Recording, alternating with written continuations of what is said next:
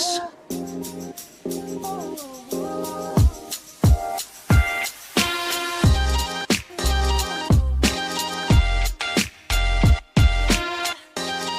By 5.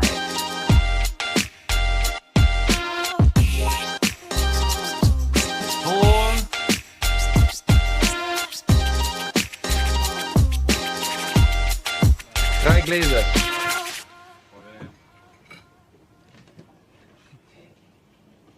2.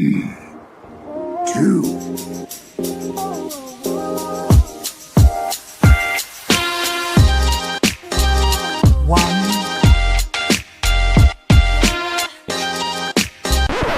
That's no moon.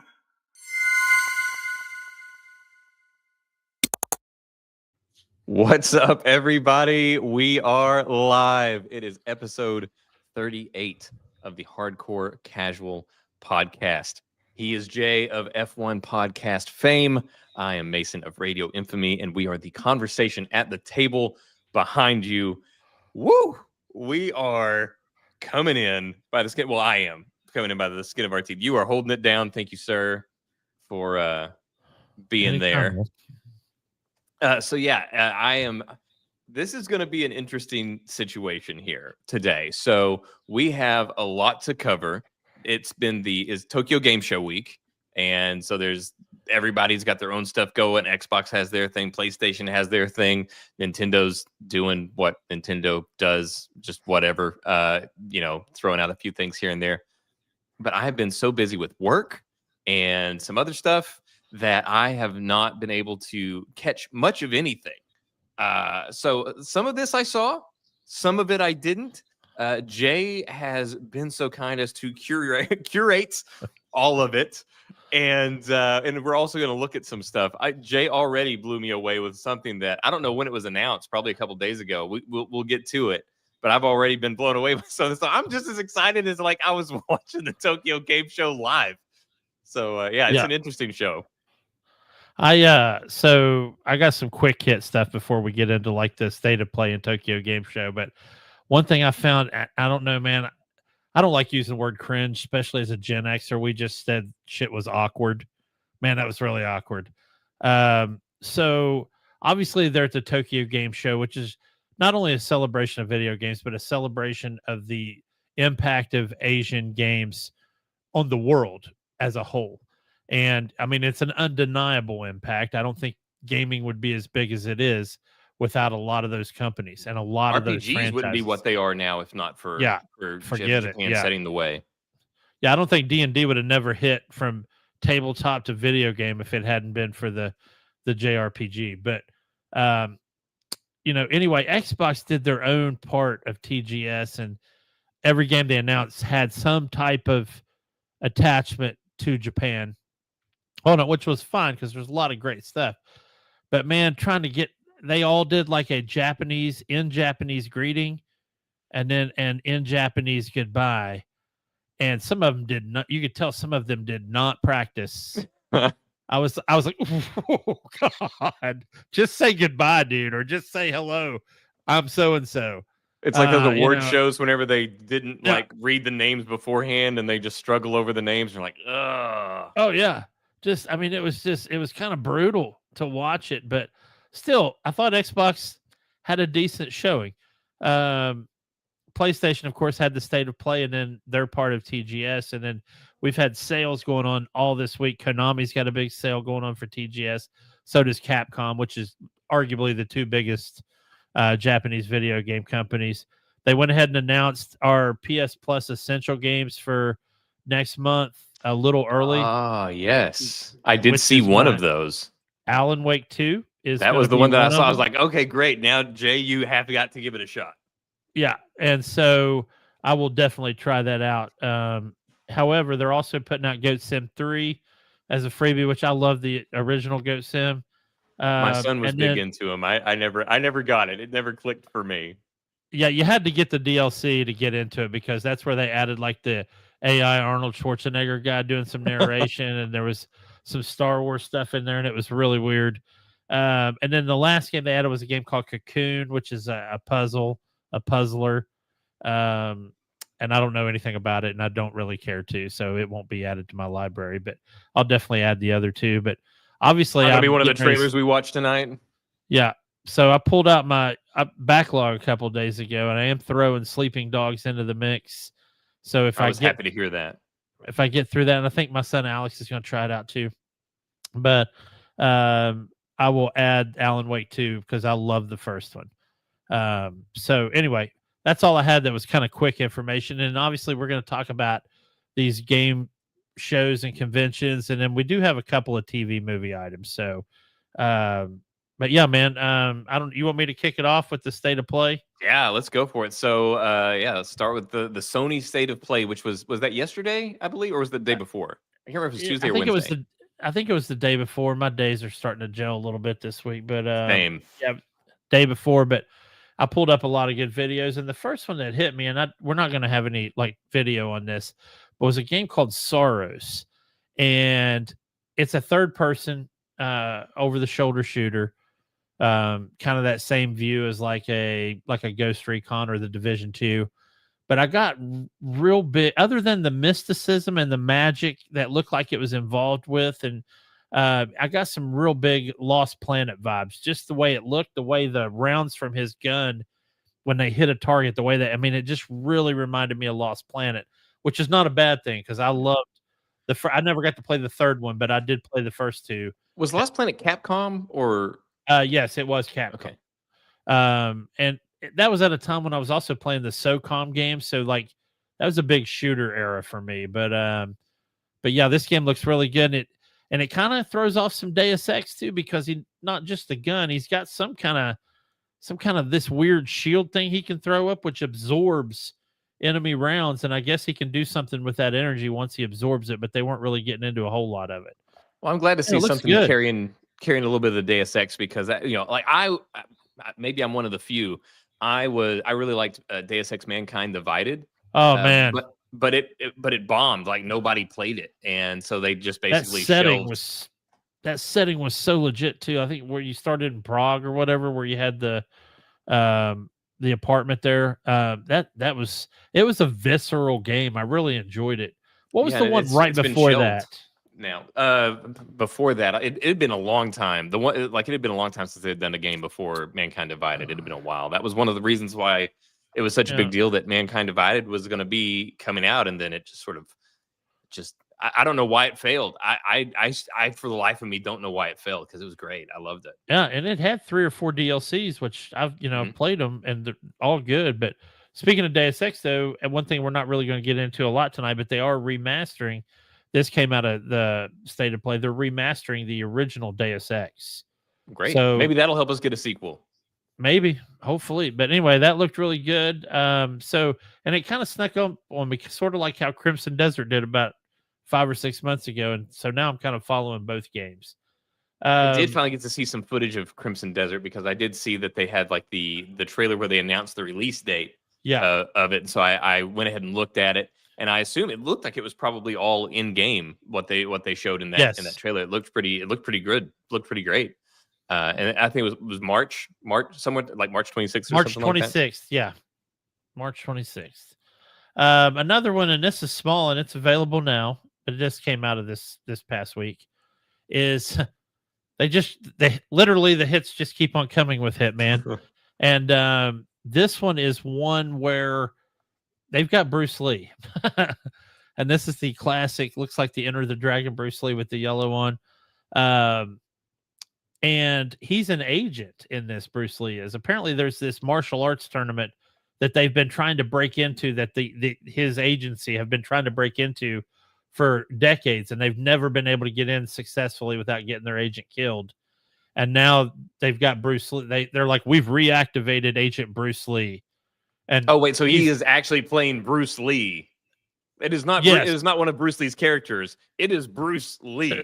It is Bruce Lee, and they're acting like he was an agent the whole time. That's awesome. And he's infiltrating this really top secret martial arts tournament where a lot of the world's, I guess, terrorists and cartel leaders all get together to do business, and that's going to create an inlet for Agent 47 to get in and do his business. And there's at one point in the trailer for this, Bruce Lee is standing face to face with 47. He's like, "Do you have any experience with martial arts?" And he's like, "I've had my fair share." And then the trailer ends. But anyway, looks pretty cool. I guess it'll be part of the rotation. As you can see, it's only running through November 20th. That is a very generous length of time, though, so that's good. Yeah, It should give and people then, plenty of time to play it. yeah, And I do have a question. Oh, I'm sorry. Go ahead. Okay, no, I was just gonna say, then they'll run it like they do with all these elusive target missions, where it's on a rotation. So obviously, this is one of the things. Like, I was completely unaware of this until I was checking my email on my phone whenever we were just before we went live, and I saw an email from IO Interactive that was showing this. And I was like, oh wow! So I have not seen the trailer. I haven't seen anything about this. So obviously, whenever they did the 007 tie-in with everything there and the Casino Royale stuff, they sort of repurposed an existing map in Hitman. Is that the same thing here, or is it a new map? Yeah, it looks like it's and they didn't say it, but it looks like a repurpose of that map that was, what's the one where it's the map where you're with the family in like London. And where it's got the mansion. Yes, and the then in the that's town. what it looked like. Yes. Yeah, that's what it looked like. So I think that's the one they're using. But okay. Anyway, it looked cool. Regardless. I'm stoked about it. That's awesome, man. I love Hitman. Obviously, we both love Hitman. We're both stoked about 007. Who doesn't love Bruce Lee? So yeah, this is cool. I'm glad that they're really putting, obviously, like their last two elusive target outings have obviously been very high effort pursuits in that, like the highest. So I'm glad to see them like still really like not even just still keeping it going. They're putting more work into them now than they even were before.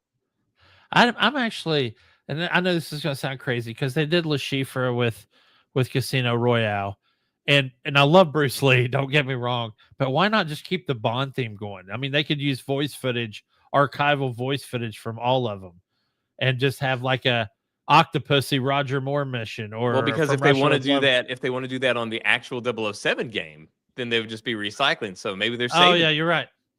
Yeah.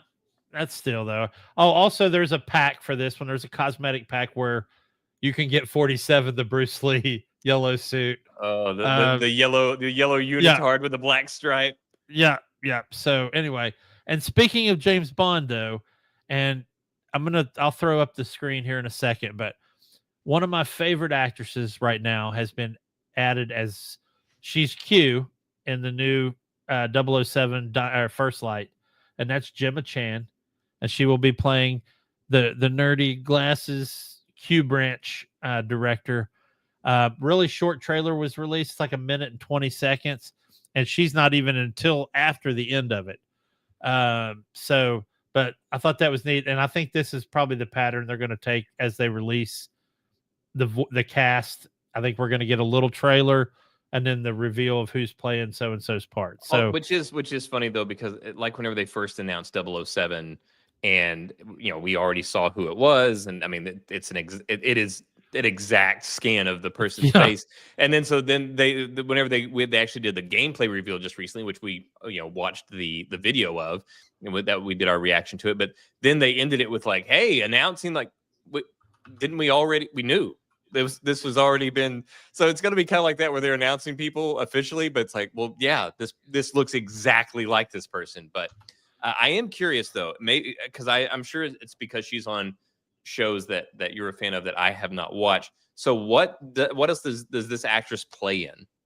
So she was in the movie The Eternals, which isn't loved by. Now I recognize. Okay, yeah, she was in The Creator. If you saw that weird ass movie, this is one that whenever you and I started this show, I own it. I haven't watched it. I still need to watch it. Well, she's in that, and she's like one of the two main characters in that, and she was excellent in that. She was in Captain Marvel. She was in Crazy Rich Asians. Okay. And she was in I think it was a Disney movie called Raya and the Last Dragon. Yeah, I think the only thing I've seen her in was The Eternals. And there's a weird indie flick called Exam. Have you ever heard of that? I have not. Where all these people are locked in a room and they have 60 minutes to finish this exam. I'm not going to ruin it for you, but This sounds she's like a this sounds like a excellent. weird version of Squid Games. It's exactly Uh-huh. like that. She was in Transformers the last night, but I forgot the name of the character she voiced over. It might have been RC. Oh, she was the voice of one of the Transformers. Yeah. So anyway, but still, like I said, I like her a lot. She's very, very, very talented, and I'm looking forward to see it. And this is also be the first time that we've had a female Q branch. Which, man, I'm excited about this. I know, I think it was a good call. So anyway, looking forward to the game. Looking forward to who they're putting. This budget on this game is getting, it's. I am going up curious there. as to how as to what they're looking at whenever it comes to budget. I am curious as to how long it's like, or how much has been poured into it, because obviously they had a really great solid base to start with, but they have put some significant upgrades into their formula. So yeah, that along with this voice cast, going back to your sort of foray into Sleeping Dogs, which is like, so rare to find games that have that kind of voice cast these days. Oh my God, dude. I brought that cast up last night and my mind was blown. So your main you've watched any Kung Fu or martial arts movies in the last like 20 years. Well, you have OG Takeshi Kovacs is playing your main character. Yeah. The protagonist. Then we have two people from Wu Assassins, if you've ever seen the show Wu Assassins on there. Then we have the ambassador or whatever from Rush Hour whose daughter got kidnapped. He's on there. I don't know. There's legends on there. Yeah, man. It's wild. Russell Crowe is on there. And Lucy Liu is on there. Yeah, it's insane. That's one of those you look back and like, how did this get made? Right? How did this happen? I mean, I know why it never got a sequel, but yeah, how did it get made is another mind-blowing question. But anyway, so that's all with that. And then next, because I know it's one of your favorite games, which is Disco Elysium, the Final Cut. But we've got a new game coming out called I think it's called Zero Parades Agents Never Die, or maybe Agents Always, or Spies Never Die, or something like that. Anyway, as you can see, they obviously are using the same art style that they used for Disco Elysium, which I like because I think it. Of course, I haven't played this one, but the little bit I've played of Disco Elysium, the Final Cut, and I've probably got 2 or 3 hours in that, and that art style works for that because I mean it's kind of a trip playing it anyway. Yeah, I like it, and it gives it a good idea. It gives it like a really distinct identity as well. A lot of stuff where it's like the sort of top down sort of look. Sometimes it can just kind of all blend together. Theirs does not. I really like that. Now, so unfortunately, with after Disco Elysium, Zaum, the studio that created that, man, there was a whole. You can watch YouTube videos about it. There was a whole lot of stuff that happened. A lot of people left. Some people stayed. People got sued. It was a whole crazy thing. So I know that there were several studios that had been made from people that worked on the original Disco Elysium. So is this made by Zaum, the actual studio that made Disco Elysium, or is it made from one of the studios from the where veterans left and started their own studio? Because there's a few of those. From what I understand, it is made by the exact same people that made Disco Elysium. Well, I mean, you can still be doing that, but just from a different studio. Just because it, like I said, the whole it's a story. It's a checkered, storied past whenever it comes to what happened to that studio. Yeah, but regardless, I'm excited about it. I know it's sort of the spiritual successor, and then instead of detectives, it revolves around spies. Yeah. Yeah, I'm really looking forward to it myself, and yeah, I love spy games already, so it's going to be an easy sell for me. I'm trying to pull it up on Steam so that I can tell you if it's made by these. I'm very curious as well, given how obviously like dialogue heavy Disco Elysium was. Having that dialogue and now be spies, where you're not just trying to investigate, you're probably also going to need to be like tricking people and doing that. I think it's going to be really, really fascinating. So I butchered the title. It's called Zero Parades. I got that part right. Zero Parades for Dead Spies. FOR, not FOUR. I'll read the flavor from Zaum. Oh, so it Comes is zero, that studio. comes Awesome. comes Zero Parades for Dead Spies, a story-rich espionage RPG. You're a brilliant but tormented operant on a desperate assignment. Pick up the pieces of your broken network, untangle a bloody web of intrigue, and prove yourself on the big stage or blow it all up again. I'm in. So, Does yeah, it have I'm a in. release date? It says no. It says coming soon. Ah. But we've had 2 spy games that I've brought up this week. One's not going to be on here, except right now I'm going to.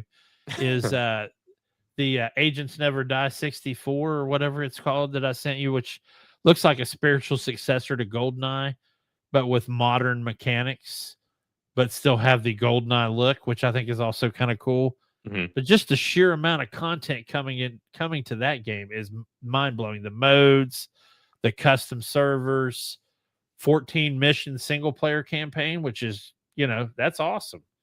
So looking forward to that one as well. And it really didn't get brought up at the TGS or State of Play because it didn't belong at either one of those. So I can see why it didn't. But anyway, there was a new trailer for that dropped this week. So if you get a chance, check that out, folks.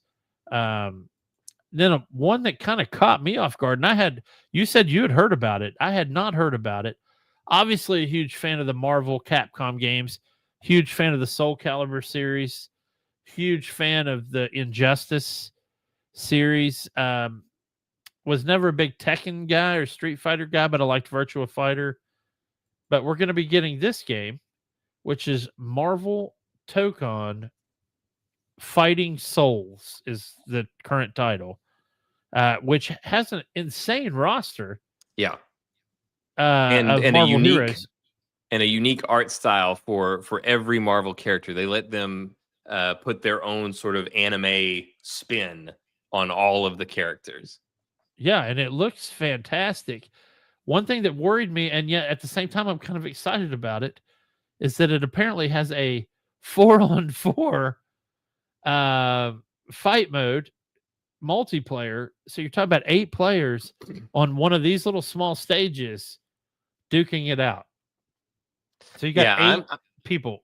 I'm not usually, like, I used to play a lot more fighting games back in the day. I played a lot of like Tekken and stuff like that. These days I haven't been in them as much because I always played fighting games.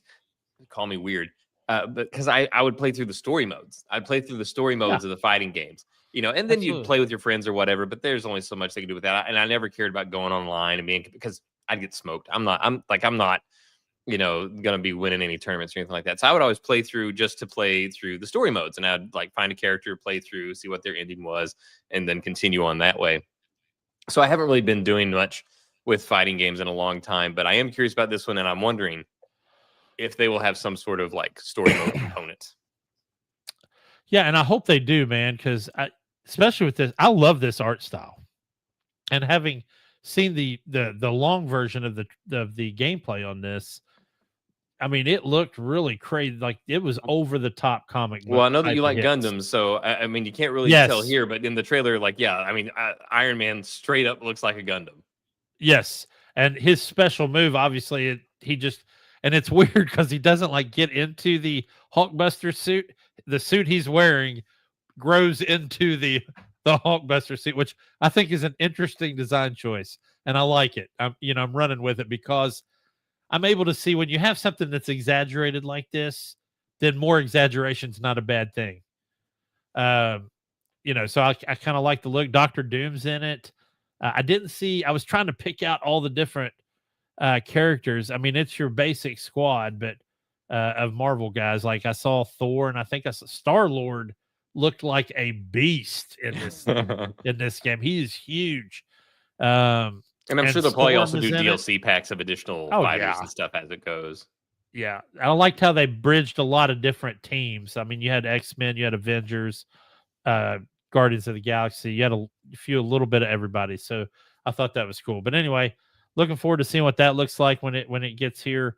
Like you, I'm not as much of a fighting game person anymore, but I still like to see success on some of these franchises. But yeah, that's all I have. If they can still hook me, if they end up getting like Gambit on there or Nightcrawler, those are always my 2 favorite characters. If they throw Gambit in there and or Nightcrawler, I'll probably be like, okay, I'll check it out. So I've had one really smooth transition tonight where we were talking about Hitman, whose company is working on the Bond game, which I transitioned into Gemma Chan. And these were completely unplanned, by the way. But we just got done talking about Marvel Tokon Fighting Souls here. And I want to transition that into our showcase piece for tonight, which has been heavily hinted by your background. Yes. By the character of James Logan Howlett, aka the Wolverine, and how that trailer we saw a trailer 2 years ago or maybe a year ago. Yeah, like it was like a teaser. It was just that short little teaser. Yeah, and it did not hang on the jock of this one. This one was an amazing trailer that showed the absolute brutality. Well, in fact, we're going to watch it, and we're going to watch it and talk through it. But I think me and all my friends and my son, we all knew that as soon as we saw or heard him speak, that it was this guy, Liam McIntyre, which if this guy looks familiar to you, he played Spartacus after Andy Whitfield's unfortunate passing. He took over the reins of Spartacus. And if you're a more recent fan of the Arrowverse, he played Mark Martin, the Weather Wizard on Flash. So, and he's got a great voice for it. He sounds wonderful in this trailer. But we're going to do what we did a couple weeks ago. We're going to do a walkthrough, talk through as we watch this trailer. So without further ado. Yeah, and it's a short one. It's just under a couple of minutes long, and we've now gotten sound. So we got to be a little bit more careful whenever it comes to copyright. We'll see. But we'll be pausing along the way though. So let's see here. Let's get going on here.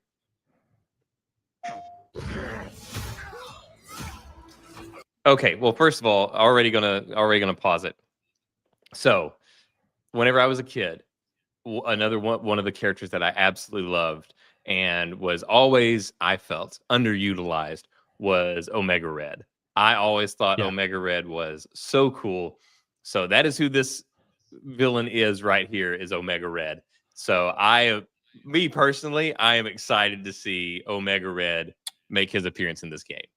And because you always need a good foil, I can actually say that I never gave 0 Fs about Omega Red. I thought he was cool, but he was never my favorite. 0 Fs is probably not a good descriptor, but he was never my favorite Wolverine villain.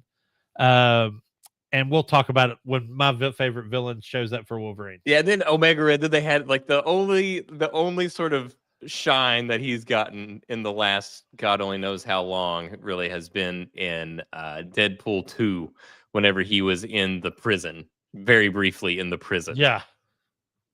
All right, let's see. I think he looks great. He does. He looks the part.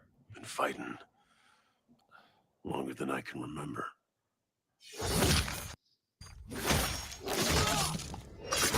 I do like that they did not shy away from the violence here. Okay. Well, neither did the previous Wolverine game, Wolverine Origins. That thing, you could get shredded to a skeleton. But it was also not made by Insomniac, and no, I don't think they were owned by. Were they owned by Disney at that time? No, this would have been before that, maybe. So yeah, I was a little bit nervous. This definitely alleviated those fears. I will say though, I'm going to come down on this is going to be an unpopular opinion. I can already tell. I don't like where this is heading, but go ahead. I hate this guy's voice. Wow. Okay. It sounds fake. It's not a bad voice. It's just a bad Wolverine voice because it sounds like he's trying to gruff it up. He's trying to pour some gravel in that honey, but it just doesn't sound right. It's weird because he has a naturally gravelly voice. I wish it would have shown up because we're not getting that. And this was another thing. Now again, don't get me wrong. These complaints, I'm going to get over these. I have no doubt that this is going to be a phenomenal game. I'm excited for it. I'm so excited for this game. However, so I don't like the voice and the face. I get that. I'm sure what they did was they tried to make him look a bit more like this guy, like the guy that's playing him. He's fully mocapped for this one. Yeah, which you can do and not have the same face, but maybe it's even with the face, if he was just a little scragglier, a bit longer, on the chops, a bit longer on the hair, something. I just wish it was a little touch. It doesn't need to be full on like cartoon where it was like way out here, hair and stuff. Just a little bit more, just a little bit more. Wow. So, all right.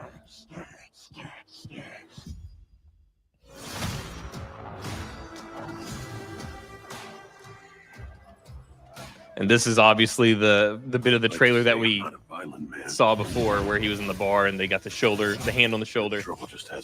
Dude, I love all the skins for Wolverine that you see, and I hope you unlock them like the Spider-Man games. Yeah, 100%. I bet that's what they're gonna do. I have no doubt. Yeah, because we've already seen. So we saw the flannel shirt and jeans. Then there's the flannel shirt and jeans and cowboy hat, which maybe the cowboy hat can just be knocked off when you're fighting. And now, of course, we got the classic yellow, which is not my favorite. We'll get to my favorite when it shows up, but go for it. But I'd be lying. I like the bike. Doesn't matter where. Dude, that looks awesome. Like fighting in the streets. Like this looks sick. Yeah, this is in Mad Rapport. How far I run. See, that looks so good, dude. It looks so good. There we go. We got more Omega Red. Death's always waiting.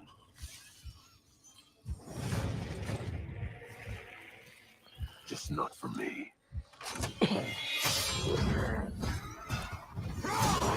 Now, I am curious about these machines or these androids or hybrids that we're fighting here. Now, like, Snikt?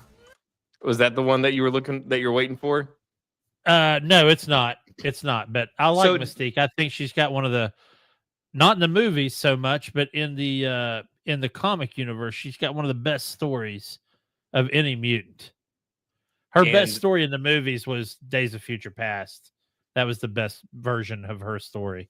Yeah, I think she's a great character too. I'm excited to see her there. But do we know who these people are? If anybody in the chat knows, feel free to let us know. These sort of like, cybernetic sort of enemies that they're attacking here. I'm not familiar with whomever this is.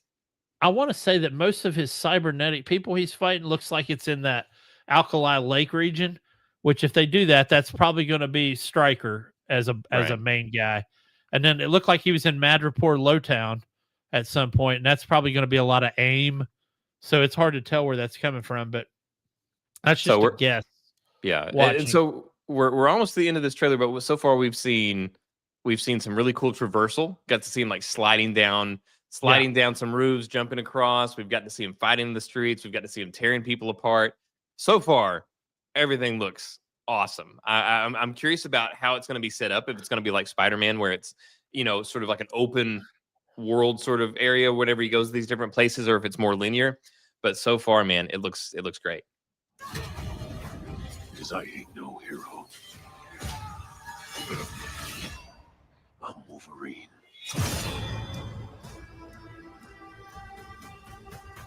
There we go. There it is. There's my guy. The Sentinel. I love the Sentinels in the like in the comics.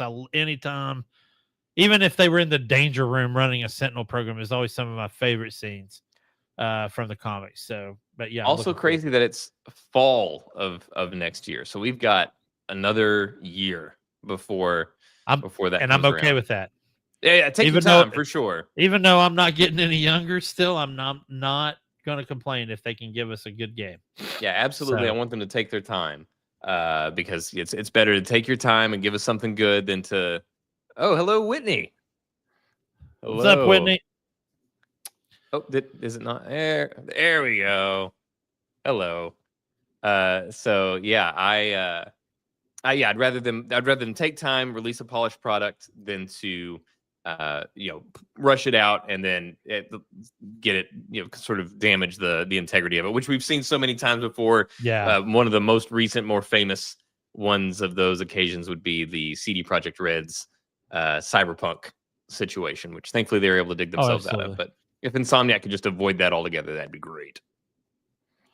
All right. Well, the last one I got from the shows this week actually caught you off guard, which is weird because Yes. it's probably one of you. And I'm just guessing, just spitballing here.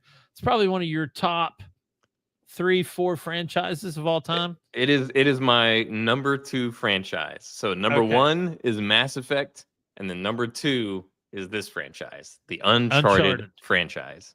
So we got a very, very small short trailer, Which, and obviously the naming of Uncharted 5: Drake's Legacy coming soon. This was during the PlayStation State of Play, which ran concurrently with the TGS. So still a great announcement. He's looking weathered. He looks veteraned out here. He's got some kind of weird Tony Stark goatee going on. He's got this some is what I'm kinda- hoping. I'm hoping that him being in the shadows here is obscuring the fact that he has a beard and not that Nathan Drake has a goatee. I don't want him to have a goatee. He's also Beard- got some Dwayne the Rock Johnson Samoan tribal shit going on over here on his right shoulder. I didn't even notice that. You're right. Yeah. I didn't even notice the tattoo. And he's not wearing his Drake medallion. He's wearing a cross. Another good observation. And he's got a wedding ring on. Well, that we knew because of Yeah, but where he wasn't, I know, where he starts Drake 5, that could have went either way. Well, did you finish Drake 4? Or sorry, Uncharted 4? Yes. Okay. Yes. That doesn't mean that something crazy didn't happen between 4 and 5. True. I mean, because obviously between crazy 1 stuff- and 2, between 1 and 2 we had some crazy shit happen, and between 2 and 3 we had some crazy shit happen. Here we go. I've got to remove that before we add this. So this is the trailer. So I haven't seen it. I didn't even know about this until moments before we actually started the show. I just barely got here, and then Jay was running through some stuff, and he popped that up, and I was shocked. I had somehow avoided all knowledge of this happening. So I am super excited. Here, I guess let's watch and see the trailer. So this is a genuine first watch for me. Nathan Drake, that 2-bit thief. Risking it all for some piece of treasure.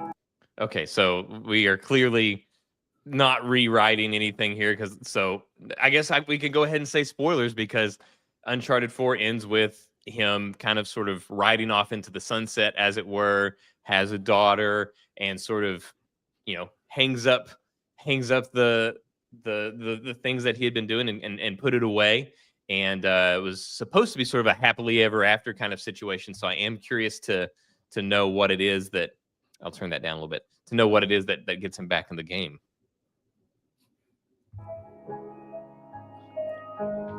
I guess that's how they know me. How they'll remember me.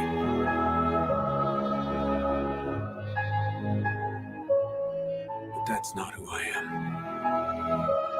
So, okay, got some stuff from the older games. Naughty Obviously, Dog. He's kind of living some regret or nostalgia here a little bit too. Yeah, missing it It maybe looks is like. what's going on. Yeah, maybe he's missing it. I am curious to know if Sam is going to be in this one, so that we can get Nolan North and Troy Baker back together again. Oh, sounds like maybe we need to continue to watch. Hey, these guys are playing for keeps, yeah? So, He would go to the end. So I heard Sully. now what do? We jump? Just don't ask me to. Shall we? You get it before no ends. Cheating death. So we got That's not globe how it trotting. will end. This is how it will end. Sully! We don't New Schwanstein Castle? Had to Yeah. try. real greatness.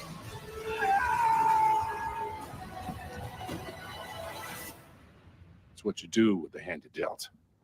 So some of these look like revisited locales. Yeah, the pirate ship definitely. Yeah. You're a crook, right? What do you want from me? I see great things in our future, kid. Great things. The Thief Reborn. So there was no Sam.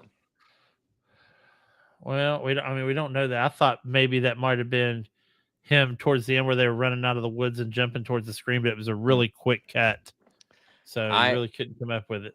I hope that Sam is in there. I hope Sam's in there. But it's great to hear. It's great to hear Nolan North as Nathan Drake again. It does make me a little just disappointed all over again that we never quite got the Nathan Fillion movie. Although, so two things. One, now that we have Nathan Drake returning at now obviously a bit older, maybe we could get a Nathan Fillion. He could pass for an older Nathan Drake for sure, as long as he could carry it, so we could get that. But also the fact that it's the Thief Reborn, that does make me wonder if this is, because obviously 4 was supposed to be the end. They concluded it, they put a bow on it, they wrapped it up, we're done. Yeah.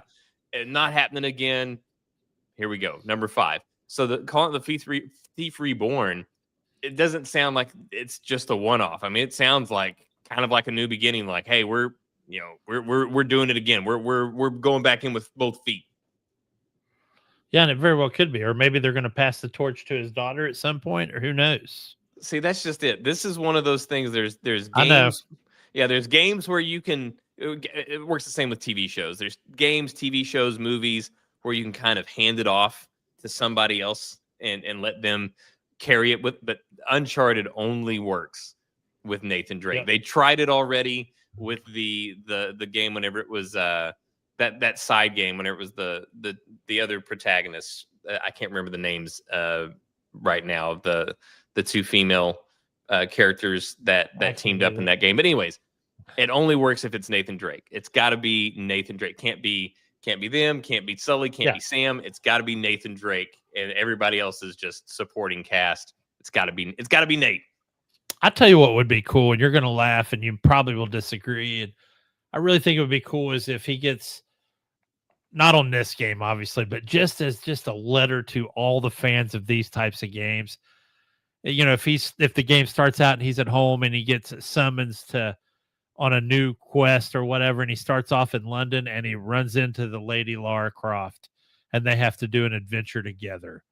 I think that would be freaking crazy. And then they can meet Indiana Jones. And yes, they can meet that would be great, man.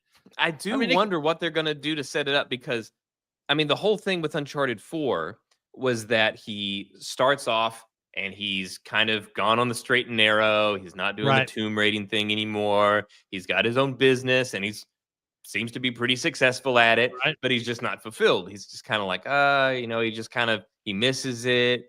He's kind of discontent. And so he goes on, this one last job. And it's beautiful. It's a beautiful story. They do it really well. It's a fantastic, phenomenal narrative. And then it wraps up with him like, okay, now I can be happy with my family, my wife, my kid, and we're just gonna do that. So they can't recycle that. It can't be that like, oh, I'm kind of mopey. I've got stuff's going good, but I'm just not happy. So they can't do that 2 games in a row. So they've got to come up with something new to pull him back in. So they can't have emo Drake and like, this is what keeps him excited. They've got to come up with some other way to bring him in, and I am curious as to what that is. I hope they don't use the tried and trusted trope of let's kidnap the kid and drag him in. Yeah, I hope they don't do that. Turn him into Liam Neeson. Or yeah, I'm thinking about The Mummy, because Brendan Fraser and Rachel Weisz had hung up the thing. She was working as a curator, and they were living in their mansion with all their loot from all their adventures. Then their kid gets kidnapped, and now they're drugged back in. I certainly hope not. Well, I mean, in the last game, not only was he was kind of discontent, and he was just kind of like wasn't really feeling fulfilled with his successful endeavors. Then the thing was the introduction of Sam, realizing that Sam was alive. Sam pulls him back into things, and that whole thing was also to bail Sam out. So it's like I would feel disappointed if they repeated any of these tropes. So like we don't want to have kind of unfulfilled Nate. Yes. And then we don't want him to be pulled in to bail a family member out, because both of those things were used for 4. So, and it's Naughty Dog. I'm confident that Naughty Dog would, although they did they did make Last of Us Part 2, so they're certainly capable of making horrific narrative decisions. Yeah, But I don't know. I'm excited. I'm a little bit. The more that we talk about it now, the more I'm trying. Like I'm kind of realizing I have some fears and some things that I want to avoid. So we'll see. But more than anything, I'm excited. And yeah, whenever Jay was showing me that, like moments before we came on here, I was shocked. I was shocked. But it put such a big smile on my face to see that. So I'm super excited for it. I'm super. I was just happy I caught you off guard with it. I thought for sure there's no way he doesn't know. Somehow there's no way. Like I said, I've been so busy with work and then some other stuff that we're trying to do. I just had been so out of it this last couple of weeks. That's also why we haven't put out any edited videos and stuff on the channel. So sorry about that, guys. But yeah, I had somehow and that's like the biggest thing for me. Like I'm super excited for Wolverine. I think that's great. But I somehow completely missed the thing that I cared the most about, which is the Uncharted. And I only see one other thing here that we had listed, which is another thing that I saw that you didn't, that we can go ahead and bring up if you want to. Yeah, go for. I've got one that launched this topic. I was talking about it. Yeah. Well, there's another game coming out from Kojima Productions, and not typical Kojima Productions style of game, and it's called OD Knock. And we already mentioned Gemma Chan, who played in the Eternals. This one stars Sophia Lillis, who also played in the Eternals as Sprite. This is a horror game, and I've got to tell, and that's a horror game. I got to tell you, it was, as the kids would say, creepy ASF, man. I want no part of this. It looks fantastic, and for people that like those kind of games, go for it. So this actually is classic Kojima.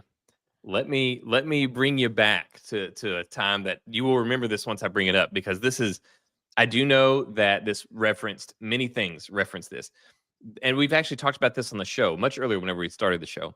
And Are you talking about the Silent Hill thing? PT. Yeah, PT. So Kojima had that. There was that years ago. This because Kojima's gonna Kojima. He loves doing these sort of mysteries and stuff like that. So came out on stage, put this out. Hey, we got PT. There's this whole thing. PT stood for playable teaser, and then that was it. Hey, we've got a demo out, and then people played it, and then it turned out like once you beat that demo, it was that he was going to be making Silent Hill, and then all hell broke loose between him and that whole fallout, which led to Kojima Productions and all of that. So so PT was a horror. It was supposed to be very much in there, and so that was referenced. There was a lot of things from PT that were pretty explicitly referenced in the OD Knock trailer.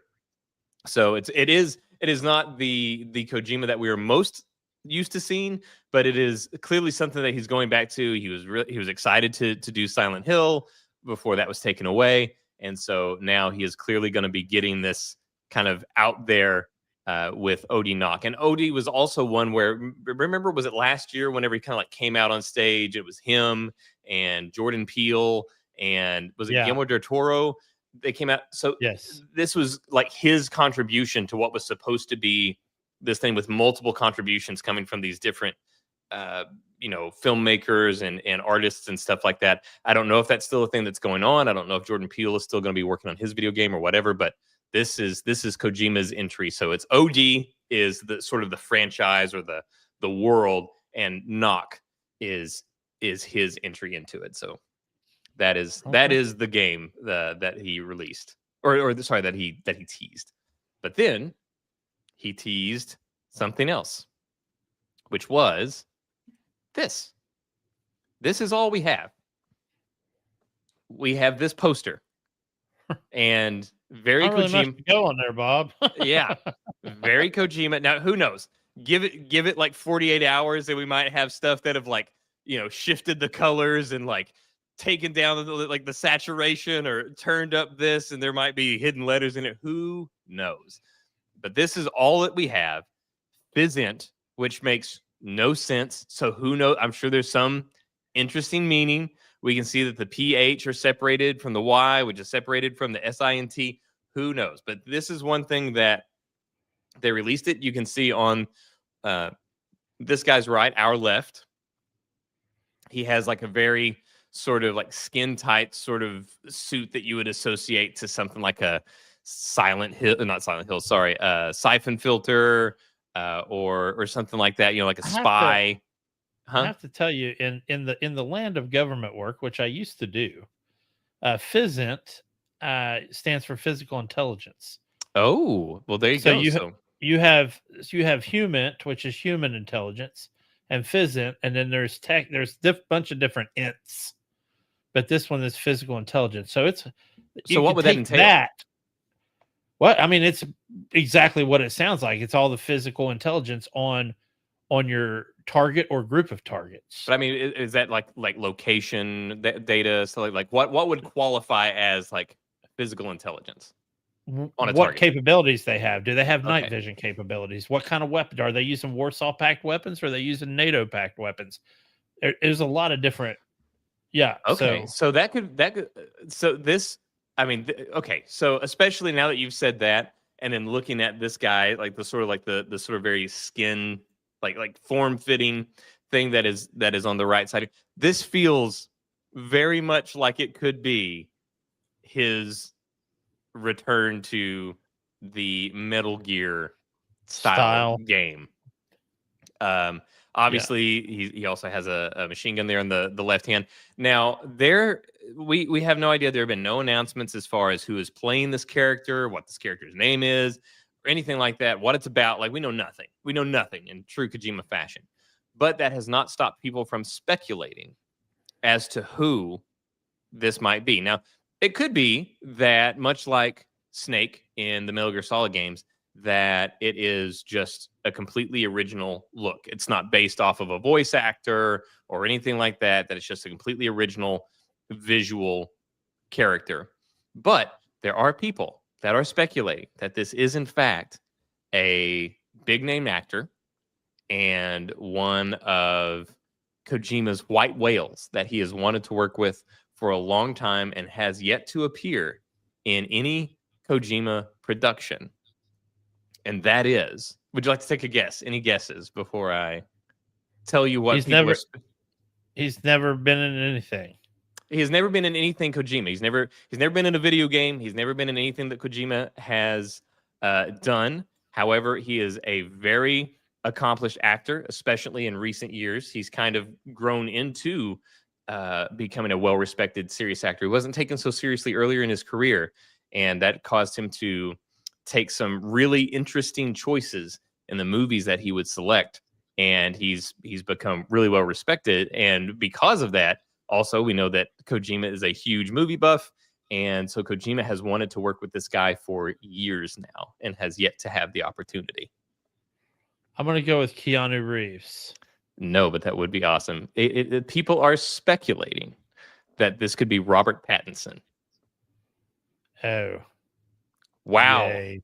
Hide your excitement, Jay. Come on, temper it down a little. Be professional here. Let's not blow everybody's ears out. I'm just saying, man. He couldn't even finish the Goblet of Fire, so that's all. Throwing that out there. Man, don't even get us started on the Harry Potter rumors going on around the casting there now. It's getting crazy. But so yeah, could be Robert Pattinson. Now, I don't know. That's what people are speculating. Who really knows? I think that would be cool.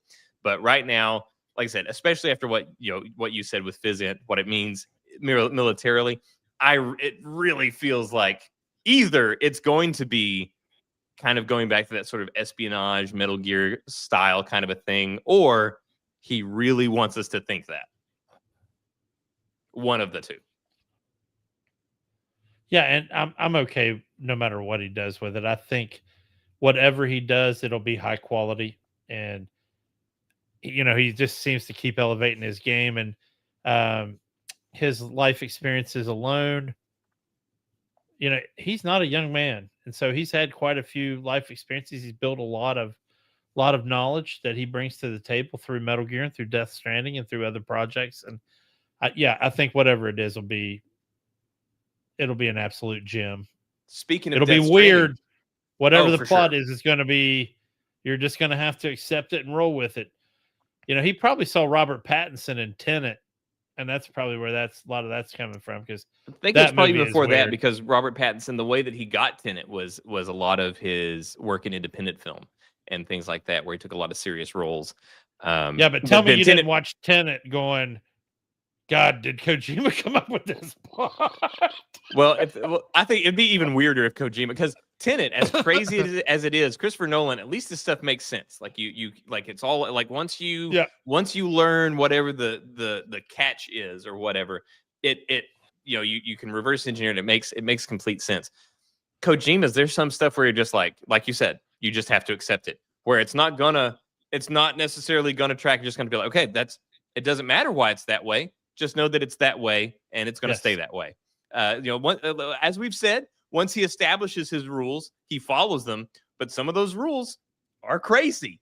And to that end, Death Stranding, they announced a couple of things regarding Death Stranding. So one, which you had texted me about, and I had only heard about it just a little bit before you had texted me, is they are doing an animated. Is it a film? It's an animated film, right? It's not going to be a series. It is. It's an animated film. It's in the extreme anime art style, like Batman Ninja or even like Aeon Flux from way back in the day. It's kind of a very weird artistic style. I mean, it's going to be weird because before I looked into anything, I saw the name of the movie, and it is Death Stranding Mosquito. And I saw that and I was like, what? And so I haven't even watched the trailer yet. I haven't had time to watch the trailer, but I did read a little bit about it. And I saw the picture of the guy with the thing that I guess is reference to the mosquito bit. I just want to say that trailer was under 2 minutes long. Not one word was spoken. Not one textual overlay was put on it. It literally just plays out, and that's it. You get nothing. How very Kojima. Yes, very, very Kojima. And the only other thing, I'm sure Jeff Keighley was slathering from his chair when he saw. I bet he's still drenched in sweat. Still. So the only other thing with Death Stranding is we know that. I remember when it was announced that they were working on a live action version of Death Stranding, or live action story based on it. So they did basically come out and say, so it's with A24. A24, obviously highly regarded studio. They make a lot of really, started off, it used to be a lot of really low budget films, that kind of stuff, but they were really well written and really interesting. As they've gone, the budgets have gotten bigger, and they have a particular sort of cinematic style. Anyway, they came out and they announced that it is, because we've said as many stars as, because Kojima brings in the stars, like we talked about with Sleeping Dogs. Kojima, I mean, Death Stranding has so many stars. So if you made a movie and you made the movie with all of these characters, obviously everything is so that everybody's scanned in. You would have to use. You couldn't not have Norman Reedus. Right. You would have to have Norman Reedus play that role. So, and with all these different people, all these are super famous people, that would be a massive budget. But A24 said that they are not doing a movie based on the game, or at least not the story that the game is. It's going to be in that universe, but it's going to be their own original story, which probably the better way to do it, at least to get your foot in the water. That way you don't have, $70, $80 million going towards just your cast. Yeah, absolutely. Because you're going to need special effects, no matter what story you're telling in the DS universe. And especially Death Stranding. I mean, with all that stuff going on, I mean, there's some weird oil slick weirdness, and it's bizarre. But so there we go. That is my little bit for Death Stranding. I think that concludes the limited knowledge that I had of anything coming out of TGS. Well, man, that's really all I had. The only thing I had, other than, we had a lot of announcements. I was telling him before the show, for every game we brought up tonight, there was 4 that we didn't. And I'll just rattle off. We got Ninja Gaiden 4 coming out, which looks absolutely stellar. They announced a Black Myth game coming out that's not Wukong, so it won't be a true sequel. So kind of what Ghost of Tsushima is doing, where it's not the original name. And I forget Justice for Jin. I don't know what it. I forgot what the word was for it. After it's Black Myth something, but it's a different in the same universe. Gran Turismo is getting a gigantic, because they wanted to thank everybody for getting 100 million people into the game. They hit 100 million copies purchased. Wow. They're doing a gigantic update where they're giving us 2 new tracks and 8 new cars. And when was the last Gran Turismo release? How long ago was that? Oh my God, I think it was. I think it's probably maybe 3 years, maybe 4 years old.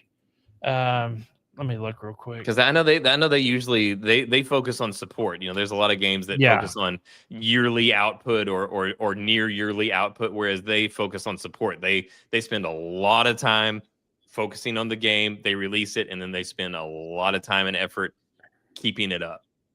March 4, 2022. Wow. Okay. So not that crazy long, but like I said, we're getting. And we probably won't get another one for another 5. But it'll be a different console generation before we get another GTA. Oh yeah, absolutely. GT. They really only PlayStation 3 got lucky because it was a long life cycle, and that was a weird time where I feel like we actually slowed down a little bit in tech, at least as far as video gaming goes. It was before AI. Yeah. So. But yeah, huge update there. We're getting the Deus Ex remake. There's so much stuff out there that's coming. Lots of indie games, because indie games really have hit a new height in that landscape. So looking forward to that. I'm sure there's a bunch of stuff I'm leaving out. But we also got to see the opening credits for Splinter Cell Death Watch. They released those, which I thought was kind of cool. So this would be like the bit that's going to play before every episode? Yes. Before you hit skip intro? And it's not mind-blowing or anything, but it's still cool. I like those. Yeah, it's still cool. Especially if they got a good theme song. Like I think like the original Daredevil that they had on Netflix has like an iconic opening intro and all that stuff. And then with Whitney here, she did like Money Heist. Like there's some really Netflix in particular is really good at having some really like iconic songs and iconic openings. So I'm curious to see what they do with Splinter Cell to give it that treatment. Do night vision goggles come into play? Yeah. Okay. Good. Probably not the way you want them to, but I mean, and who knows if that's the final anyway. But yeah, I feel like the final shot ought to be just before the cuts to go to the actual episode. Is him popping them down, and then that sound, that iconic sound. Yeah. The spool up, but So looking forward to that. But man, other than that, that's really all I had.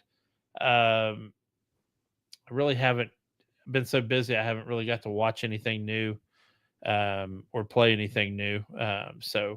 We've obviously still been doing Borderlands. I've been still playing the new Skate. How is the new Skate going? There's still a lot of people tearing into it because it's not what they want, and I think they need more of the brands that people like. I was an '80s skater, so it was one of those things where they don't have any of those brands available yet. But the skating, which is the most important part, is extremely sound. So that part I really enjoy in the open world of it. And so they don't have any like signature skating brands like Independent or Etnies or anything like that? They have some, but they're all pretty low key ones. They have like Girl, and they have Chocolate and Dime, and we got a Vans pack, and there's some Dickies, and there's rumor of a Nike SB pack coming to the item store as well. But we haven't seen, like, I was a Pal Peralta guy because my favorite skater was Steve Caballero, and we haven't seen any of that, or we're not going to see Tony Hawk, so you're not going to see Birdhouse at all. Yeah. No, that's going to be obviously. I think he's already got something going on. Yeah, but no Element, no Baker, no Zero. No, I mean, none of that's in there yet. And I get it; it's early access, but the hope is they add that stuff. So anyway, Well, I'm curious because I did download it after listening to you praise it. I did download it. I mean, and it's free. Why wouldn't you, right? Yeah. So I downloaded it, but yeah, obviously, what limited game time I've had has all been dedicated towards Borderlands 4, which I'm still enjoying, still loving it. Again, I get the frustrations that people have been voicing, but I can only speak to my own experience, and Jake can only speak to his own experience. And on PlayStation, it's been a few hiccups here and there, but it's been great. I've loved it. So it's good dumb fun to do that, hang out with friends, and just blow up cartoons.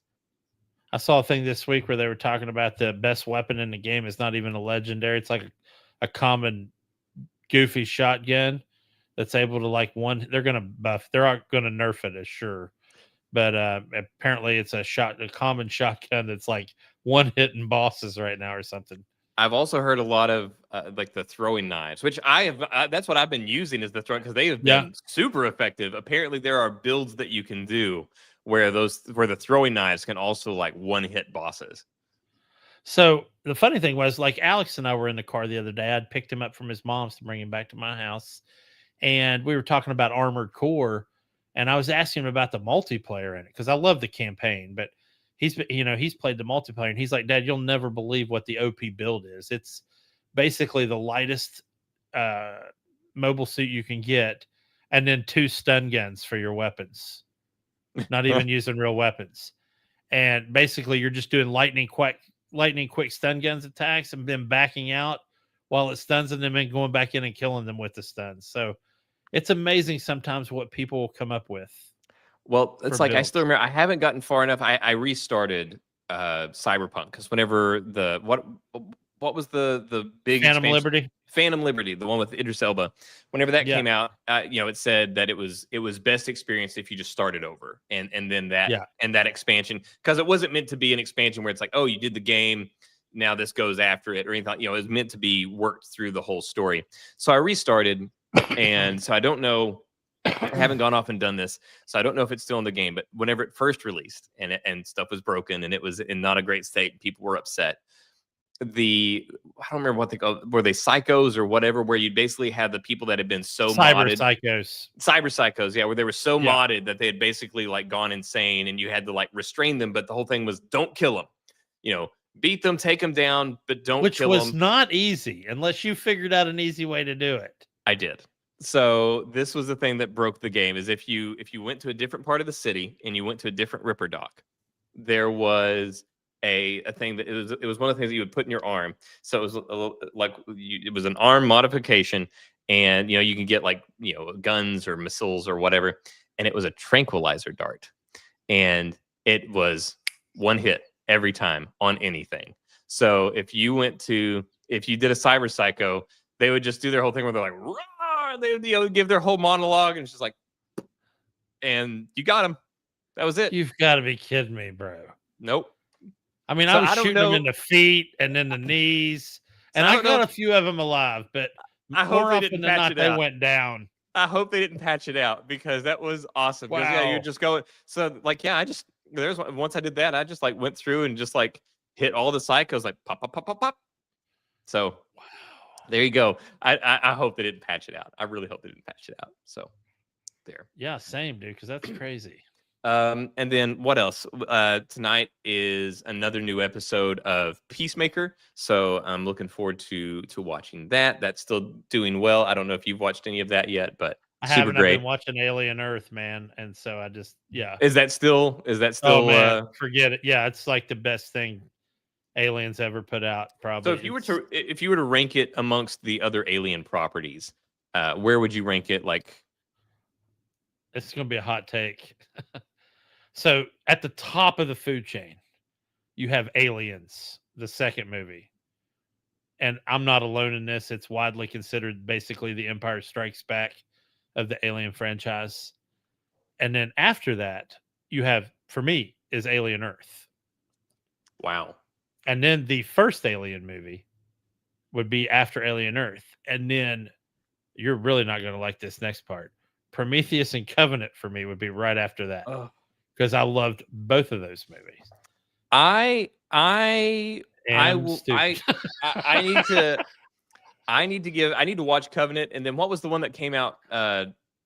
Romulus. Yes. Oh shit, I forgot about Romulus.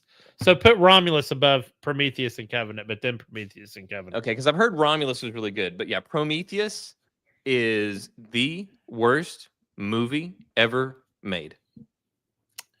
That honor belongs to Hudson Hawk with Bruce Willis, unfortunately. I'll say I haven't seen that one, so in my world, so you can give it second.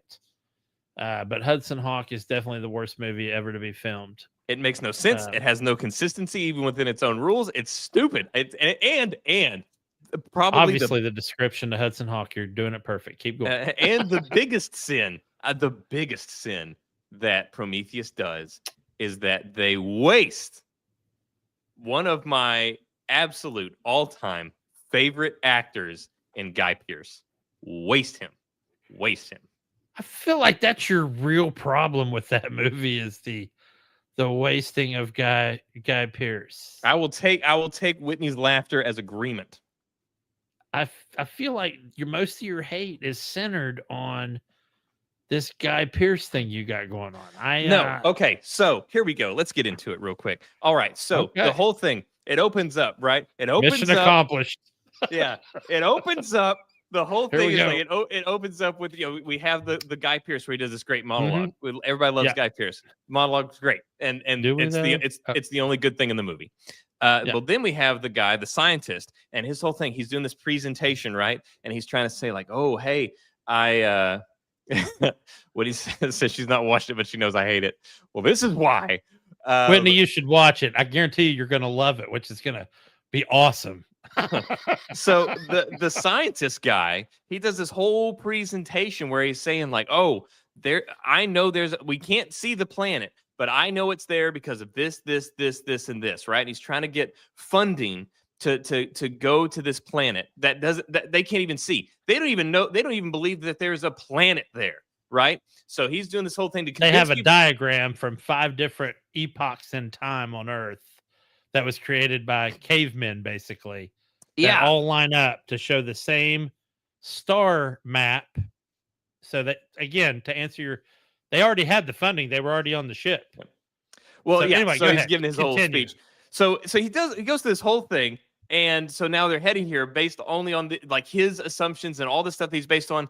And they go, and lo and behold, there's a planet.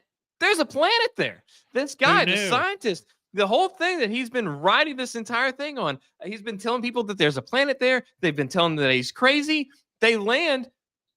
There's a planet. They land on the planet. Not only do they land on the planet has breathable air. And then they go, there's structures. This isn't natural. So they go out there, and then all these clearly, manufactured structures, and they walk around, and then they find out, oh, there's aliens were here. And then they realize, oh, hold on, we have to, since we're inside the Alien franchise, we can no longer department guidelines. Intelligent life was here. The engineers were here. And then they walk around and they realize that, oh, they're dead. And now this dude is in there with his whiny emo bullshit for 2 more hours. And it's so ridiculous. It's like this scientist that the whole thing was, people didn't even believe him that there was a planet there. Not only is there a planet, but they get to go to that planet. They land on that planet. He was right. Toasts all around, right? And there's signs of intelligent life and all this other stuff. And he's going to be whiny because he can't talk to one of them. It's the dumbest thing. Then there's a gunner. This dude that has a huge machine gun that just disappears off screen, and it's never acknowledged. Not even hey, where'd Brett go? He just stopped showing up. He just dies and nobody cares. That's how insignificant his character was. And then we have the whole Michael Fassbender. It's really weird how you're remembering this movie, but go ahead.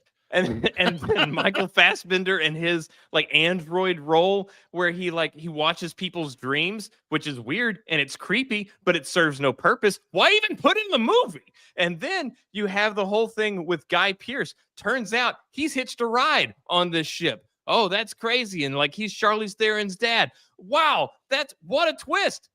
Nothing happens. It doesn't matter. We don't see him again. And then we also have whenever we have creepy, like, dream watcher android guy, he finds a hologram and then he interacts with the hologram. That's not how it's a recording. It's a recording. He's watching a recording. He's interacting with security footage. That's not how it works. And then at the end of it, they have one of these guys. He comes out, the thing opens up. He walks out, and immediately the first thing he does is try to choke somebody out.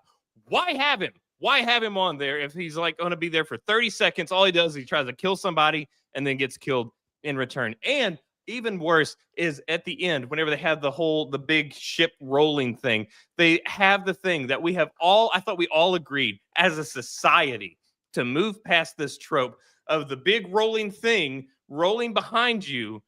Move. Just move to the side. Just move over. Like instead, it's the whole running in front of it. It's a wheel. That's how wheels work. They go that way. Go that way. And it's so whatever. Just let me know when I can go. It's an awful movie. It's an awful movie. Let me know when I can go here. I agree with you on the wheel and the sideways thing. I think we all can. Probably since Tom and Jerry. When we were kids, but so absolute cinema compared to Prometheus. Dr. Holloway, the scientist guy, dies within the first 40 minutes of the movie. So I get that he gets to the planet, and I understand your concern there, and he doesn't get to talk to one. And Dr. Holloway was not ever meant to be the central character in that movie. It was meant to be Noomi Rapace's character, which was Elizabeth. So I think for her part, she did well. Is it a great movie? No, it's not, man. You're absolutely correct. Then you got Guy Pearce's character, who is only there to answer the age-old question, can I extend human life? Especially when you're a rich guy. That's what you want to do. You don't want to die. Nobody does. So we're there. And then Brett, the big machine gun guy, whose actual name is Fiefeld. Not to ruin it for Whitney, so I'm not going to say anything else about that. But I don't think you can ruin this movie. He does not need to. He doesn't actually disappear off screen. Something crazy happens to him. Really, the only part that I thought was bad was the fact that Guy Pearce had hitched a ride. Well, at least we agree on that bit. Because when he gave the briefing at the beginning, he's like, hey, if you're seeing this, you guys are on planet LV-421 and I am long since dead or whatever it is. Only to find out, no, I'm not. Crazy. What? Look, it's me and an egg. So that part I agree. Then we had Covenant, which you didn't see because, you totally still can see it. And Whitney, trust me, you'll see it. You're going to think it belongs in the top 100 movies of all time. And then we'll have something just to nail Russ with. But then Covenant, which you didn't see, which, by the way, could potentially be considered a standalone. There is some stuff mentioned from the previous movie, but it's stuff you obviously know considering that 5 to 7 minute rant you just went on. So you should see it. Danny, what's his name? McBride's in it. Really excellent. Really excellent in his role, especially for it being a serious role and not a funny role. But I thought the cast was great in the second one. I thought the story was good. Still has David, the android that you don't like.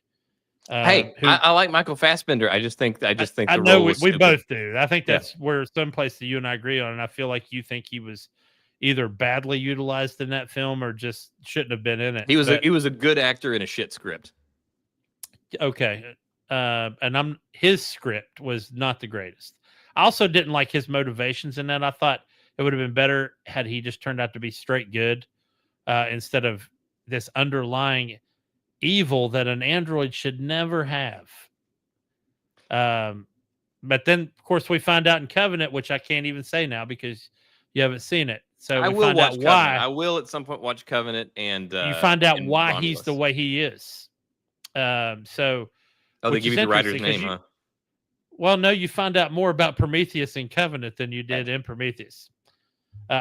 My biggest thing is my version of Guy Pearce, which is Idris Elba, because I'm a huge Idris Elba Wait, fan. didn't Damien Lindelof have something to do with Prometheus as well, which would Probably. explain a lot? Yeah, probably. Because I hate Damien Lindelof. But we had Heimdall and we had Wong from Doctor Strange, Heimdall from the Thor, running that ship, and they their unceremonious end sucked too. So anyway, that's all I'm gonna say about it. But Well, I think to okay. answer your original question, yes, Alien Earth is very good. I was about to say, to summarize my thoughts, all of that to say, I'm really glad you like Alien Earth. Yeah, which again, the funny thing is, the very thing you hate about Prometheus, which is the Guy Pearce stuff. Damien Lindelof was one of the writers because yes. Damien Lindelof can't end a story to save his which life. he didn't there. I will give you that. He did not end it there. But Alien Earth, one of the themes from Prometheus is the extension of human life, which is one of the main topics in Alien Earth. There's two big plots going on at the same time in Alien Earth, and then they eventually come back around and converge. One is the whole alien thing, and the other is this billionaire teenager's desire to extend human life. They do a Guy Ritchie. Yeah, they're together and then they come apart and then so anyway, that's where we are. Well, so yeah, glad that you're still enjoying that. I still have to watch it and get that on my list. There's so many good things that are going on. I think I told you I finished Severance now, the 2 seasons that are out. So I'm looking forward to season 3, which they're going to be working on. My son and I went and watched the Demon Slayer movie earlier this week.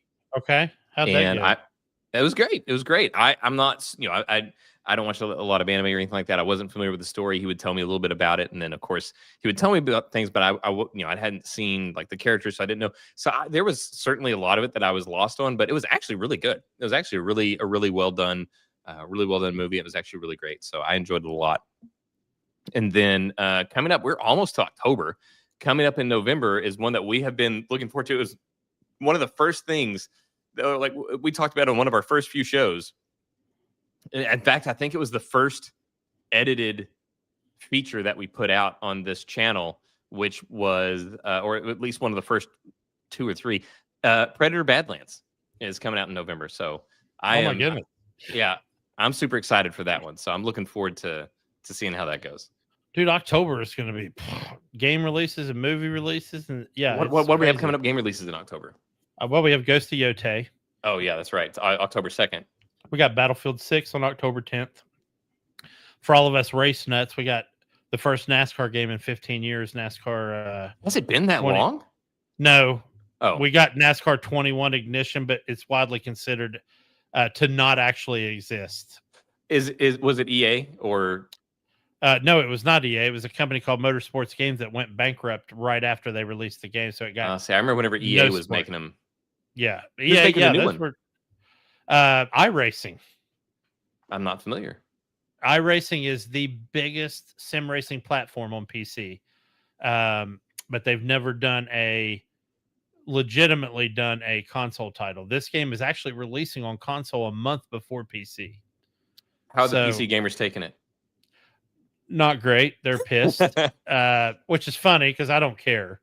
And it's one of those things where I'll play it on PlayStation, and then if I want to get it on PC, I'll play it later on PC. It's fine. But it looks fantastic what they've shown so far. They actually, for the better part of a year and a half, they invited 2 to 3 drivers at a time to come in and try to break it and play it and give them honest feedback. So I like where their head's at. Everything I've seen, Dev Diary on YouTube has been wonderful. So I'm looking forward to it. But it comes out the same exact day that Battlefield 6 does. So that's crazy. Ooh, so you're gonna have to make some tough decisions. Yeah, and of course we got Ghost of Yotei, so there's that. again, and I'm sure it's gonna be. I'm sure it's gonna be great. I'm gonna play it. I already pre-ordered it. Actually, I'm gonna play it. It's gonna be a great game. I just, again, hashtag justice for Jin, man. I want the Ghost of Tsushima sequel. So maybe we can get it after Ghost of Yote, but we'll see. Yeah. Let's see, I was trying to think if I did anything else. I don't think there's anything. Oh, I did start watching Task. So HBO has a new show. It's going to be a mini series, so it's not supposed to have any more than just one season. But it's called Task. Stars. Why can I always forget this guy's name? Guy that plays the Incredible Hulk. Mark Ruffalo. It stars Mark Ruffalo and Tom Pelphrey. And it's really great. I was a huge fan of Tom Pelphrey. Tom Pelphrey was the guy, if you watched Iron Fist, he was the son, of the guy that died that took him in. He was the son that like hated, Iron Fist, hated him. But then by the end of that first season, they were broskies. And but Tom Pelphrey was that guy. And then he went on, and then he was in Ozark as the wife's brother. And I don't know, I just love this guy as an actor. Every time he's in, you just believe him. Whatever he's doing, you believe him. He's just one of those guys that just has that ability to make you like believe him and care about his character, even if his character is doing despicable things. And so it's really great. It's about some like home invasions where they're essentially robbing drug houses where drugs are being dealt from a biker gang. And this rash of home invasions gets the attention of the FBI, who assigns a task force to it. And Mark Ruffalo is leading that task force.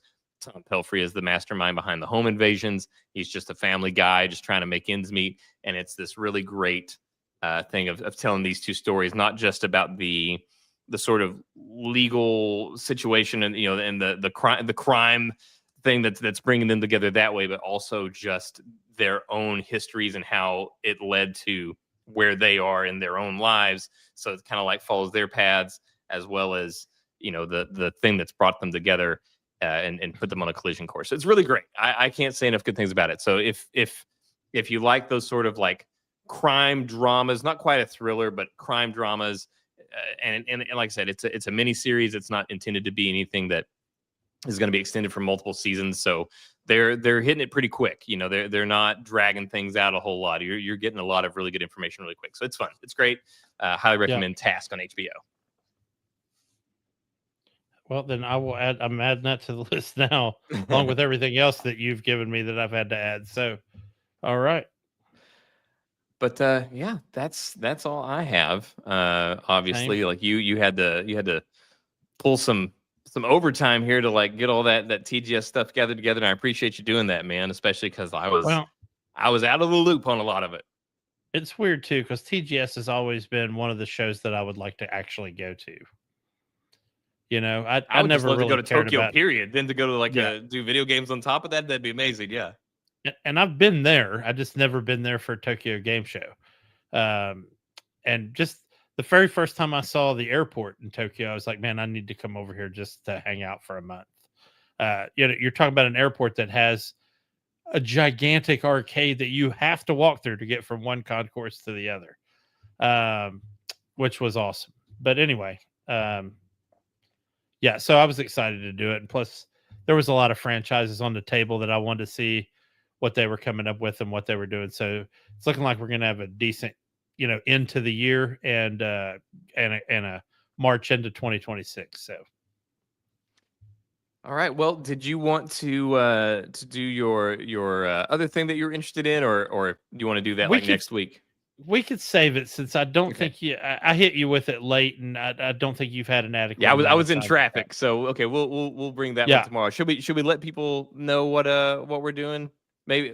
All right. So yes, if you want to comment early, you guys know when you get in conversations about games with your friends or movies or TV shows, somebody's always going to bring up a show that you've never seen that they swear everybody on the planet has seen. So the topic for next week is 3 games that you never, and I mean never played, not went back to them later or maybe played the first 5 minutes or 10 minutes. You've never played it. It's never been on your screen. that you swear that the rest of the entire world has played. Or is that one thing like whenever you say like, "Oh yeah, I haven't played that," you get everybody being like, "What? What do you mean?" Dude, we can't. We're unfriend. We're. I'm unfriending you. I can't even. Wow. You know, Like every time I have to tell people that I haven't seen Nightmare Before Christmas. Gee. Okay, I haven't seen Nightmare Before Christmas. I thought you were going to say Princess Bride because I have a lot have of not friends seen Princess Bride. Mother of God, man! I really haven't.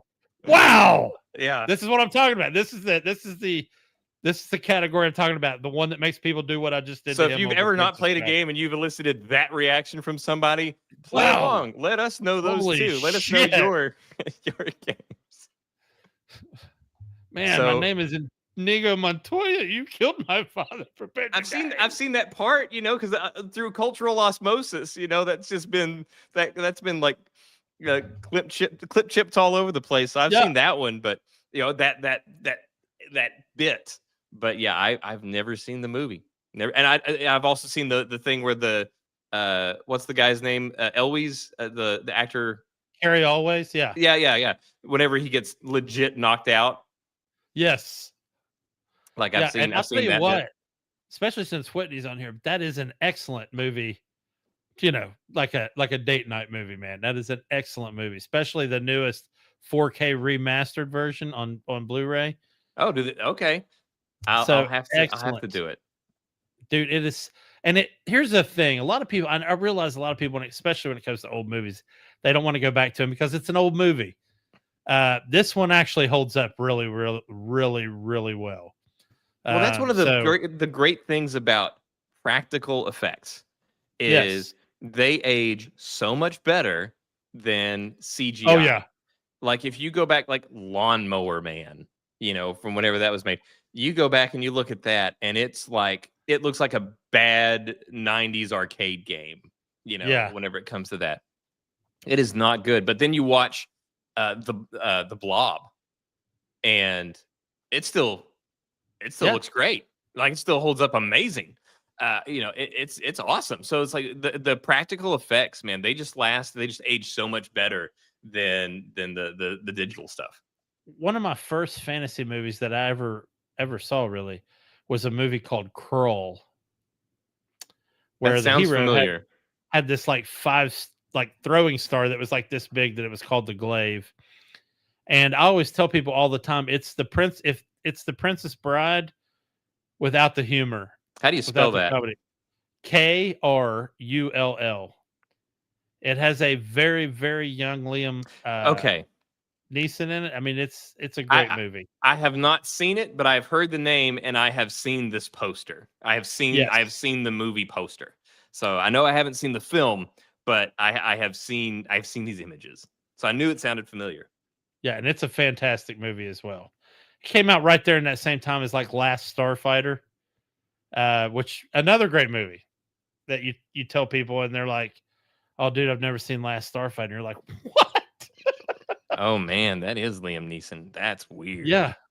Liam Neeson's one of those guys that I wasn't even aware of until he was already an old guy. So seeing a young Liam Neeson it's somehow unsettling. Yeah, it's like seeing a young Patrick Stewart when you see him with like hair and stuff. Or like if I saw like a young Morgan Freeman. Like I don't know how I can handle a young Morgan Freeman. It would just be so weird to me because he's been an old guy for as long as I've been aware of Morgan Freeman.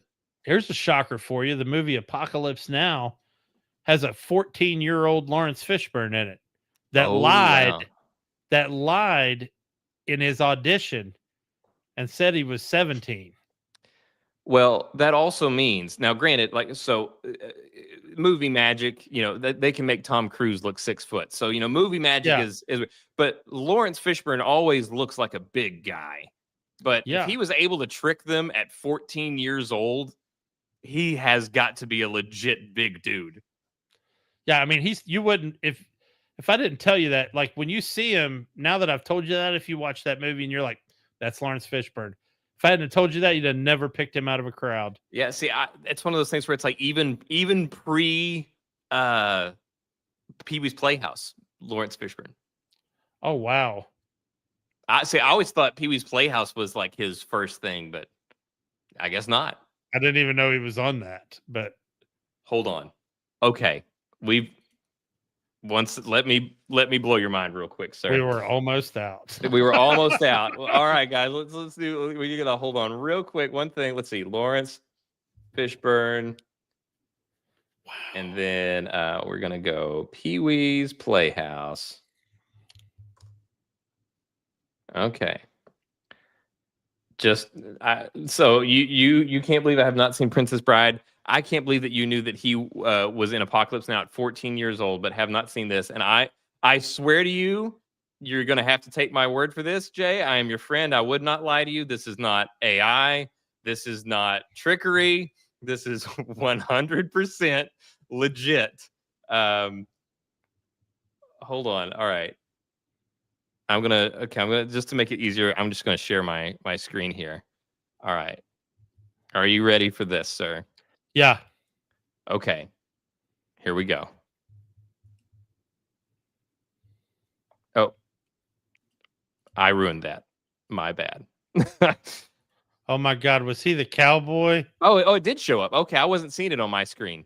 Yeah, that oh wait, okay, there it is. Okay, sorry guys. There we go. That is Lawrence Fishburne. Come on. In Pee-wee's Playhouse. Wow. Yep.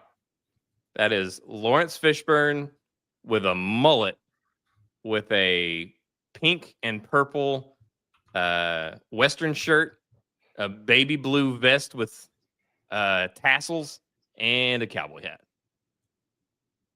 So there you go. Sleep well tonight, Jay.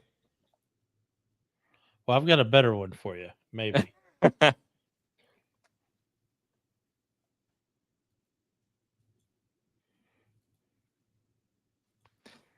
Sorry, guys. I know we almost had you. We almost let you out, but we just got to have some nightmare fuel to let you end your evening on. Oh, I got it.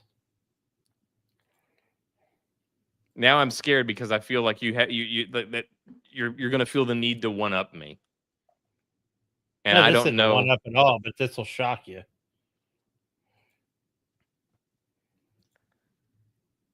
Oh wow. That is 14-year-old Lawrence Fishburne? Yes. Like, yeah, had you not told me, I would not know. Now that you've told me, like the cheeks in particular, like that, like the signature Lawrence Fishburne like cheek structure, I can see that, but that is it. However, he's also wearing Randolph Engineering aviators, so way to go, guys. The actual like Army issue Randolph Engineering aviator glasses, my favorite glasses. Dude, I have like 4 pairs of those things. I have a lot. Yeah. Yeah. I mean, mine were the blades. They didn't go around the ear. They just went straight back. Well, that is the blades. His are blades too. They're just covered by that. If that was off, you'd see that they're the blades. Yeah. Yeah. The bayonet temples. See, oh gosh, I've annoyed Whitney with this for all that, but I bought Whitney. Whitney also has a pair of Randolph Engineering aviators. So there you go. We all love Randolph Engineering aviators. They should sponsor us. All right. So I can't believe we started with Tokyo Game Show and ended with Lawrence Fishburne weird facts. But here we are. I've got to go, man. We've got to get off here. I'm done. I'm done talking. We got nothing else left. We left it all on the stage tonight. But thank you for holding it down, Jay, and getting all that gathered up on the Tokyo Game Show and no problem. And educating me on all of it. And thank you guys for joining us. Again, feel free to come prepared. Anybody that wants to watch us, we're live every Thursday. It's 8 Eastern, 7 Central. And come prepared with your game that you have not played that everybody else did and gives you the side eye for not playing. So until then, we'll see you guys next week. Thank you for joining. Have a great week, people. See you guys.